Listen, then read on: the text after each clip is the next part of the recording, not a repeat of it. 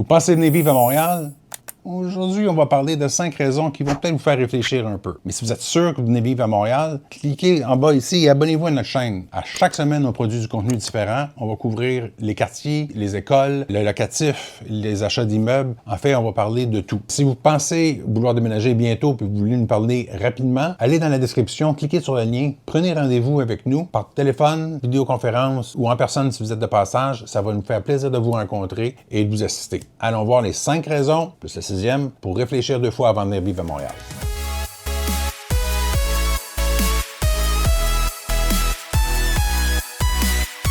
Raison numéro 1 pour réfléchir 2 fois avant de venir à Montréal. Tout le monde le sait, en fait, tout le monde que je connais qui sont venus vivre ici un petit bout de temps, c'est le talon d'Achille de Montréal, c'est la météo. La météo à Montréal, c'est très, très variable. En fait, quand on parle de climat tempéré, c'est tout ce que Montréal n'est pas. Puis là, les gens pensent souvent au froid quand ils viennent ici. Ils disent « Ah oui, mais Montréal, c'est connu, la neige, les tempêtes de neige et tout, et tout, et tout. » Pensez-y 2 fois, c'est pas juste ça. L'été est très chaud et humide. Donc, si je vous mets à l'écran en ce moment un graphique de la température moyenne pour 2023. Vous voyez que l'été, il y a des pointes qui se font... Là, on ne tient pas compte de l'humidité. Comme je vous dis, Montréal, les Grands Lacs sont à l'ouest de nous, les vents dominants vont de l'ouest à l'est, donc ils amènent l'humidité des Grands Lacs constamment sur la ville. Donc le facteur humidex est beaucoup plus élevé que la température brute.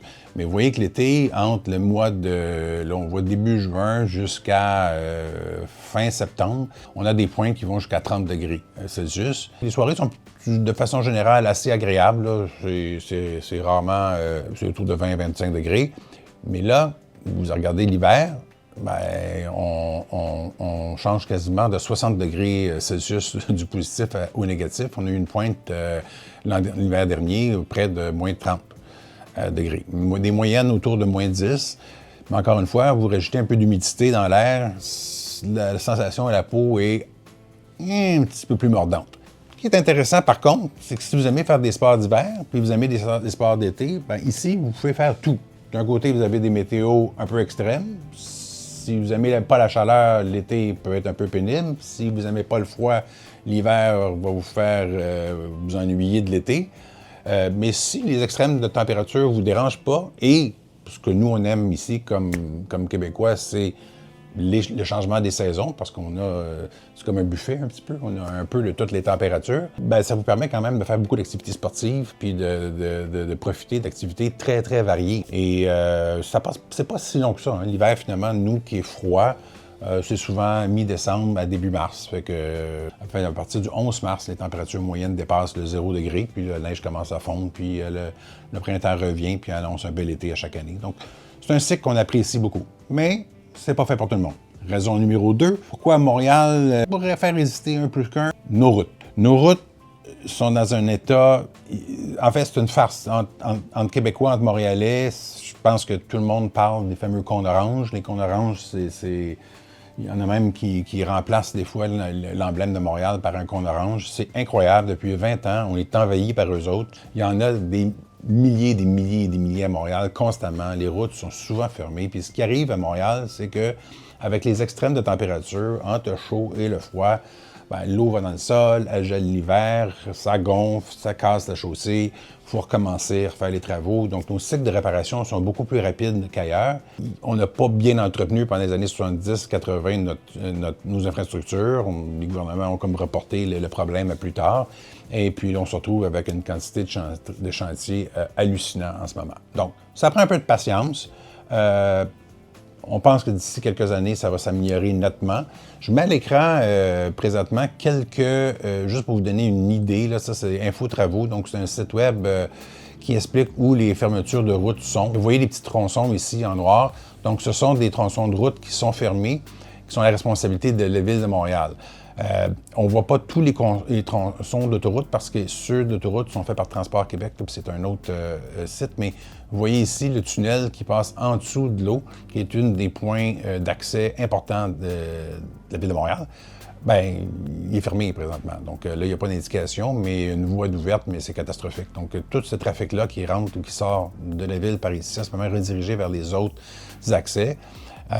et ça cause des maux de tête. Donc, évidemment, c'est des grosses infrastructures. Il n'y a pas longtemps, heureusement, c'est fait. Le pont que j'indique ici avec ma souris en bas à droite de votre écran, qui est le pont, pardon, ici, je me suis, j'avais le mauvais pont, le pont Champlain, et vient tout juste d'être fait. Donc, on avait un vieux pont qui était très fatigué. Ça a pris des années. On a reconstruit un nouveau pont qui est une autoroute. Mais vous verrez quand même tantôt, il y a quand même des goulots d'étranglement qui se font là-dessus. Donc, c'est des avantages, malgré que je ne sais pas où vous êtes présentement, comment est le trafic, mais c'est sûr que des villes comme Québec, des villes comme Sherbrooke, des villes comme Drummondville, Trois-Rivières au Québec sont beaucoup plus petites, n'ont pas le même genre de problèmes. Par contre, si vous allez dans des très grandes villes comme Toronto et aux États-Unis, Chicago, Boston, qui vivent quand même des climats nordiques, le degré de travaux est quand même assez important aussi. Mais je vous dirais que ça, c'est peut-être de tous les désavantages, celui où j'ai un petit peu plus de difficulté à trouver quelque chose qui nous fait très bien paraître. Ça prend un petit peu plus de patience. Donc, juste vous montrer cette carte-là. Donc, ça, c'est la carte qui est publiée à chaque année des grands chantiers de l'été. Donc, parce qu'évidemment, l'hiver, il y a moins de travaux. Les travaux qu'on voit l'hiver, c'est les travaux d'urgence, là, parce qu'un aqueduc a gonflé puis comme explosé. Là. Donc, l'eau sort en quantité industrielle sur la chaussée. Puis, bien évidemment, il faut intervenir là, pour ne pas avoir des patinoires olympiques qui apparaissent partout. Mais l'été, évidemment, quand il fait chaud, dès le printemps, le ministère du Transport, la Ville de Montréal, s'affaire à faire des travaux d'importance dans la ville. Il publie une carte géographique des entraves majeures. Ça, et c'est assez important à regarder parce que s'il y a des entraves majeures qui s'en viennent, puis vous arrivez à Montréal, on pourra vous aiguiller si c'est votre cas, parce que je vais prendre un exemple ici là, si vous regardez, si vous voulez par exemple habiter ici là, et que vous devez travailler ici, vous comprendrez que là vous allez être obligé de faire le tour comme ça, revenir par un pont, revenir de l'autre côté comme ça ici, ça va vous prendre facilement 1h15 le matin là. Donc, connaître d'avance les entraves majeures qui s'en viennent dans la ville, c'est vraiment important, puis ça va vous permettre de réduire les importunités qui viennent avec le trafic. Mais quand on parle d'entraves majeures, on parle de fermeture de route, ou peut-être 4 voies deviennent une. Vous habitez, travaillez bord et d'autre d'une entrave majeure, il faut s'en mettre patience. Donc, des choses à éviter un petit peu, puis ça peut être des maux de tête. Troisième raison pourquoi vous pourriez peut-être éviter Montréal, les impôts, les taxes. Le Canada et le Québec, je vous dirais encore plus, c'est un pays où le filet social est assez important. Les services médicaux sont à toute fin pratique, tous gratuits. L'éducation publique est offerte partout, c'est gratuit. L'université, il y a des frais, mais c'est minime par rapport à ce qu'on voit aux États-Unis et tout ça. Mais l'envers de la médaille, c'est que les impôts sont élevés. Je mets à l'écran en ce moment, c'est une table que je trouve super intéressante. Je vais juste me remettre en mode souris ici. Vous voyez le revenu imposable d'un individu au Canada et à différents niveaux de salaire. Donc, si je prends quelqu'un qui fait 80 000 par année, il va payer un taux effectif de à peu près 24 d'impôts. Et son taux marginal est de 36,1. Donc, ça veut dire que chaque dollar additionnel à 81 000, 82 000, 83 000, 36 va aller au gouvernement. Donc, la paie nette, ce sera le montant net du 36 Si vous arrivez à 200 000, donc si vous faites quand même de très bons revenus, là, où on fait à partir de 165 000, là, vous le voyez ici, vous êtes à toute fin pratique, là, vous êtes presque à 50 Donc, chaque dollar additionnel, à partir de à peu près 150 000, vous laissez au gouvernement 50 sous, donc la moitié. Et quand vous dépassez le montant, donc quand vous arrivez à 235 000, pour chaque dollar gagné, vous laissez plus que la moitié au gouvernement. Donc, et ça, c'est les impôts sur le revenu.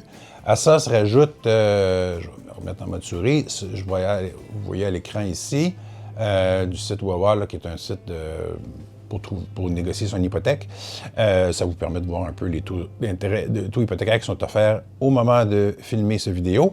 Bien, vous voyez ici, là, pour un immeuble de 500 000 à Montréal, donc on parle d'à peu près d'une moyenne, vous payez 3 754 d'impôts fonciers par année. Alors, ça se rajoute. Dernier facteur, la taxe à la consommation au Québec est à peu près de 15 %. C'est pas tout à fait 15 %, mais est à peu près de 15 %. Donc, chaque bien payé, sauf la nourriture, les assurances, mais certains autres biens essentiels. L'assurance a un taux différent, puis certains biens essentiels, et dont la nourriture, ne sont pas imposés, ne sont pas taxés, pardon. Donc, les Européens appellent ça la VAT, la taxe sur la valeur ajoutée. Donc, nous, vous allez au restaurant, vous achetez des billets de cinéma, c'est 15 %. Vous achetez une voiture, tout est majoré de 15 %. Et puis, là, je vous présente ça, puis dépendamment d'où vous venez, où vous êtes situé présentement, bien, peut-être ça va vous sembler peu cher, parce qu'il y a des places en Europe ou ailleurs où je consultais les tables d'impôts et de taxation, puis c'est un peu plus élevé. Par contre, si vous hésitez entre Montréal et la Floride, bien, la Floride n'a pas de taxes sur le revenu, donc il y a juste des taxes fédérales à payer. Il y a des États aux États-Unis où vous payez des taxes de vente aussi faibles que 5 % ou même moins. Alors, ce sont des comparaisons, et ça, je vous dirais, pour nous, les locaux, on trouve qu'on paye beaucoup d'impôts, beaucoup de taxes. Par contre, votre perspective est peut-être différente. Là, ça dépend d'où vous êtes là, mais je vous ai donné des chiffres et vous pourrez tirer votre propre conclusion. La raison numéro 4 pour éviter le Québec, et encore une fois, ça, c'est très, très, très relatif, c'est la politique. Alors, pendant un certain temps, au Québec, il y a eu beaucoup d'indécisions quant à notre avenir politique. Et je vous dirais même peut-être pour les francophones, puis je ne vais pas faire trop de politique, mais les francophones avant la période des années 1970, c'était peut-être plus difficile de réussir dans la société. C'est plus le cas maintenant, mais avec ce que nous, on appelle la révolution tranquille, là, qui a changé beaucoup la dynamique au Québec, est venue un peu l'incertitude politique. Je vous dirais qu'aujourd'hui, ça s'est grandement atténué. Puis nos problèmes politiques sont différents, là. C'est un peu plus gauche-droite. On compare aux États-Unis ou le reste du Canada, où peut-être des fois les décisions sont plus rapides, des fois un petit peu plus orientées vers des décisions d'affaires qui sont bonnes pour la croissance économique, tout ça. Au Québec, des fois, on peut analyser longtemps des projets, quitte à les perdre. En ce moment, pour donner un exemple, on a construit le REM, qui est un train à grande vitesse et grande fréquence qui part de la Rive-Sud, passe par l'île des Sœurs, le Vieux-Montréal, le centre-ville de Montréal, ensuite traverse le-dessus de la montagne, éventuellement l'aéroport de Montréal et jusqu'en l'ouest de l'île. Et là, on voulait en faire un autre vers l'est de la ville et il y a eu tellement de chicanes à savoir si on le met tout dans les airs, dans le sol, à côté, est-ce que c'est dans le béton, c'est pas beau, tout ça, que finalement, le gouvernement a décidé de tirer le bouchon sur le projet avec la Caisse de dépôt, puis là, ils vont repenser le projet différemment. Mais au Québec, quand on commence à faire ça, ça annonce souvent un peu la mort du projet. Donc, on est un peu comme ça, on est un peu connu comme ça, mais à l'avantage, par contre, et là, c'est vraiment à vous de décider d'où vous venez, mais quand je regarde ce qui se passe dans le monde en ce moment, nos problèmes, ce ne sont pas des vrais problèmes. Fait qu'on va se plaindre beaucoup, mais je pense que quand on regarde ailleurs, on est très content d'être ici, puis de s'engueuler sur ça devrait-tu être en béton, ça devrait-tu être souterrain, ça devrait-tu être ça, puis se déchirer les chemises là-dedans pendant des semaines, pendant que d'autres endroits dans le monde où, juste au niveau de la culture, des religions, tout ça, il y a des gens vraiment qui s'affrontent de façon très dure, puis presque criminelle parfois. On n'a pas ça ici. Je reviens à la 5e raison, un peu à ce que je vous ai parlé tantôt. Tantôt, je vous ai parlé de l'état des routes puis du système routier qui fait pitié. Puis je vous ai pas parlé tantôt, puis je devrais faire peut-être un petit ajout. Ça, c'est à cause de la météo. Là, on peut pas rien y faire. Là. Je veux dire, en Floride, ils construisent des routes en asphalte et en bitume, puis tout est beau, puis ça reste beau pendant 10, 15, 20 ans. Ici, au bout de 2 ans, il commence à avoir des trous, tout ça. Puis le nid de poule, le trou qui se crée dans la chaussée, apparaît partout. Il y a des machines qui se promènent puis qui essaient de déboucher. Mais c'est possible que si vous venez vivre ici pendant 10 ans, que vous cassez un essieu ou vous faites éclater un pneu une fois sur un nid de poule. Il faut être vigilant pendant l'hiver. Surtout au printemps, ils essaient de tous les réparer. Il n'y a pas de changement de pression dans le sol. Mais pendant l'hiver, avec des fois des gels et des dégels, tout explose sur la route. Alors, on dirait que la route a été bombardée un petit peu avant. Et ça m'amène à parler du trafic. Donc, le trafic, nonobstant les travaux et tout ça, il faut comprendre que Montréal, puis je vais vous mettre à l'écran présentement, mais Montréal Alors, vous voyez là, le trafic en ce moment typique pour un mardi en fin de journée, l'heure de pointe.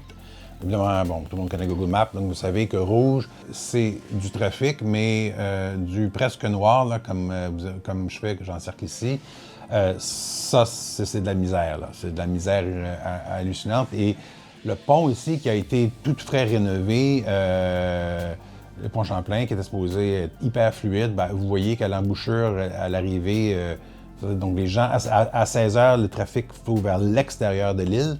Ben, c'est encore très, très, très lent. Puis, je vous montre, par exemple, ici, cette autoroute-là, qui est la 15, donc nous, on appelle Décarie. Ben, Décarie, c'est une autoroute qui est creusée dans le sol. Donc, vous avez 3 voies de chaque côté, puis plusieurs rentrées, puis sorties. Et puis, là, c'est la totale. Cette route-là, si vous devez la prendre de façon régulière, je vous dirais, avant d'acheter de l'immobilier, pensez-y comme il faut, parce que à l'heure de pointe, c'est tout le temps congestionné. Donc, je reviens encore avec des choix d'immobilier. Peut-être considérer vraiment bien à Montréal, le lien entre où vous allez vivre et où vous allez travailler. Si vous avez des amis et puis vous pensez participer à des activités sportives ou aller voir des amis fréquemment, bien considérer où vous allez habiter parce que Montréal, c'est une île. Alors, je sais que les gens n'y pensent pas parce qu'on est loin de la mer, mais c'est une île dans le milieu d'une rivière qui est le fleuve Saint-Laurent, puis la rivière de l'Outaouais qui vient. Je vais essayer de juste dézoomer un petit peu la carte, puis vous allez voir. Donc, vous voyez ici, à l'écran en ce moment, vous avez le fleuve Saint-Laurent en bas à votre gauche qui arrive, à votre gauche au nord, la rivière de l'Outaouais qui arrive, qui se déverse dans 2 lacs. Ça communique, là, donc juste entre les deux ici, il y a des écluses puis une rivière. Donc, les gens qui font de la plaisance des bateaux peuvent passer d'un à l'autre. Et là, ça se redivise entre la rivière des Prairies au nord et le fleuve Saint-Laurent qui continue. Le centre-ville est juste en bas ici, où vous voyez Montréal. Donc, ce qui veut dire que si vous voulez avoir un très grand terrain, vous voulez avoir de la campagne presque, vous pouvez certainement aller vivre sur la rive sud, vous pouvez aller loin que Chambly si vous voulez, ou à Mirabel, qui est Blainville. Là. Blainville, c'est le quartier Sainte-Thérèse, Rosemère ici. Là. C'est un très beau quartier. Par contre, vous devez passer 2 ponts avant de vous rendre. Et puis, vous voyez le trafic rouge à chaque fois. Et les ponts, veut pas, c'est des goulots d'étranglement parce que tout le monde qui passe de la Rive-Nord vers le centre-ville de Montréal, doivent passer par là-bas. Donc, si jamais il y a une tempête de neige, un accident, tout ralentit, puis c'est la cacophonie totale. Donc, ça vous donne une idée un petit peu de la situation à Montréal. C'est un problème si vous ne faites pas attention à où vous installez. Puis, il faut vraiment y penser, là, parce que des fois, il y a des gens qui vont dire je vais m'installer là, mais mes enfants vont aller à l'université. Puis là, ils ne pensent pas pour l'enfant. Puis là, lui, c'est l'enfer parce que lui ou elle va prendre la petite voiture pour se rendre. Puis c'est la cacophonie totale. Donc, il faut vraiment bien penser où seront nos déplacements. Et puis, il y a moyen de trouver un point qui est relativement central. Et on a quand même un très bon système de transport. On a un métro qui va être extensionné en ce moment. On a le REM dont je vous ai parlé. Donc, il y a moyen d'emprunter ça si vous n'habitez pas trop loin. Là. Il y a des stationnements incitatifs aussi.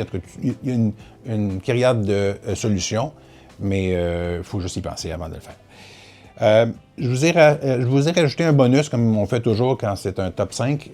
Donc, la 6e raison pour peut-être pas venir vivre à Montréal sont les prix de l'immobilier. Puis vous allez être surpris que je vous dise ça.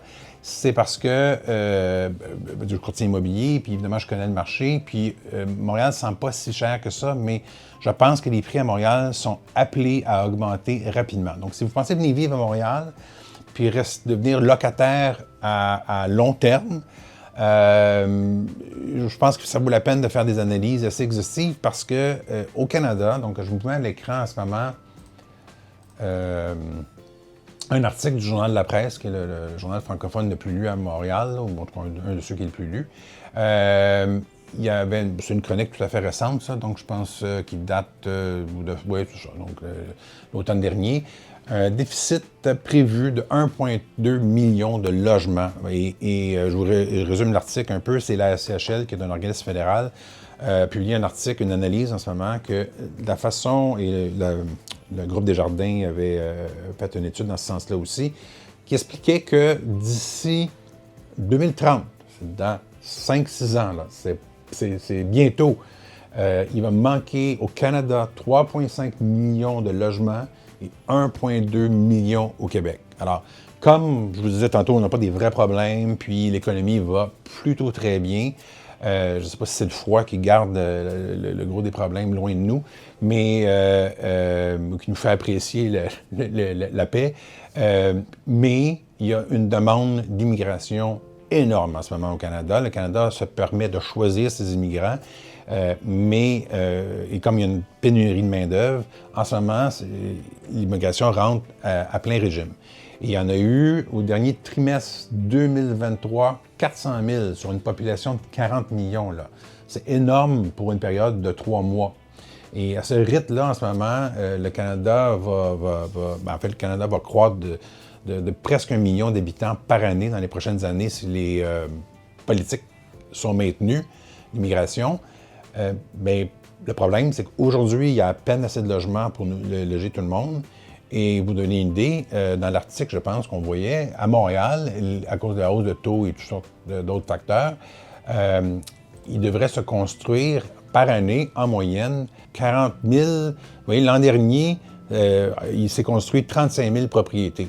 Tandis qu'on en a besoin, la SHL prévoit un strict minimum de 860 000 et idéalement 1,2 million de logements d'ici les 5-6 prochaines années. Alors, il y a un déficit. Oui, c'est sûr que la construction va s'accélérer, ce qui est bon pour l'emploi et l'économie et tout, mais si vous arrivez ici, les loyers vont être poussés à la hausse, c'est clair. Peut-être l'envers de la médaille qui peut être intéressant pour vous, c'est que si vous arrivez ici puis vous faites l'acquisition d'une propriété, là, avoir des politiques en ce moment, pour les non-résidents, c'est 1 an d'attente, mais ça risque de changer bientôt. Puis si vous avez un emploi, vous pouvez être exempté. Là, en tout cas, ça, si vous avez des questions, prenez rendez-vous puis appelez-nous.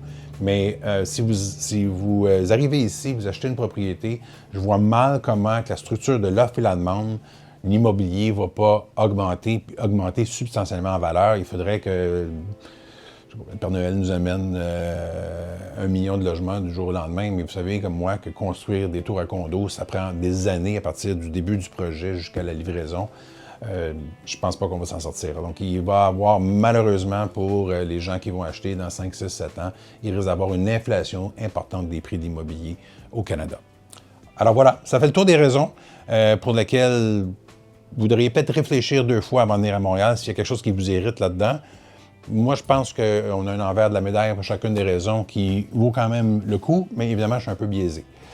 Ceci dit, n'hésitez pas à vous abonner à la chaîne. On publie à chaque semaine du nouveau contenu. On va couvrir tous les sujets qui pourraient vous intéresser avant un déménagement à Montréal.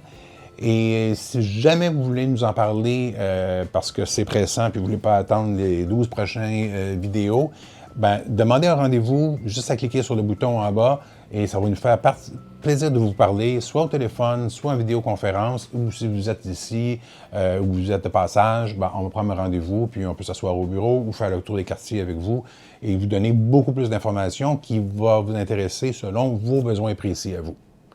Au revoir, au prochain.